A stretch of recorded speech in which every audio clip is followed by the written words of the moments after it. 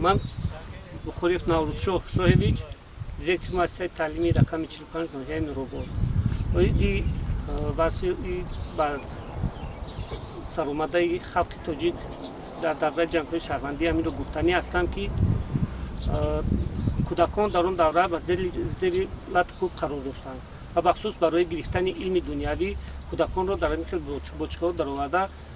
مدتی روزها عذاب و عقوبت‌های زیاد می‌دادند تا که صاحب علم نگردند و یک لحظه در خاطر من نقش بسته است که کودکی سن 12 ساله آیت‌الله برای صاحب علم نگشتند و برای علم دنیوی رو از خود نکردند مدت 3 روز در همین خیل بچه‌ها با سرداری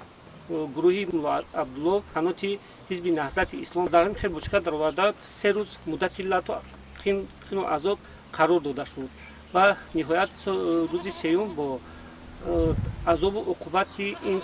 عقوبت‌های زیاد این پسرک به قتل رسانده شد.